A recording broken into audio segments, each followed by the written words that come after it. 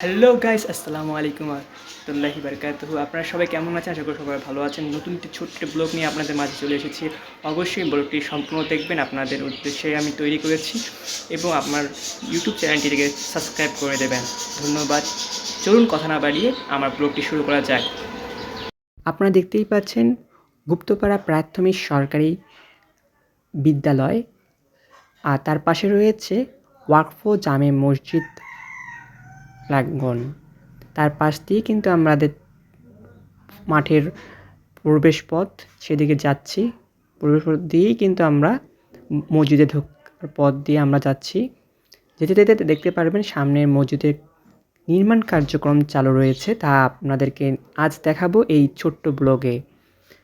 দেখতেই পাচ্ছেন এখানে প্রচুর পরিমাণে পাথর রয়েছে এবং কাঠও রয়েছে এবং বালুও রয়েছে। আর দেখতেই পাচ্ছেন কতদূর কাজ আগিয়েছে।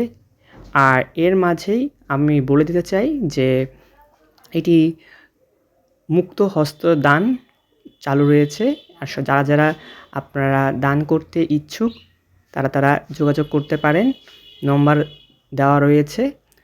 আর আশা করছি আমার এই ছোট্ট ভিডিওটি আপনারা সবাই ব্লগটি দেখবেন এবং ভালোবাসা দিবেন।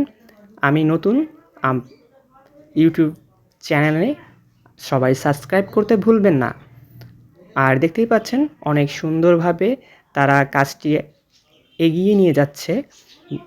এখন ঢালাই কার্যক্রম শেষে বাধাই কার্যক্রম চালু রয়েছে এবং আজকে পবিত্র জুম্মার দিন, শুক্রবার, তাই আজকে কার্যক্রম বন্ধ রয়েছে।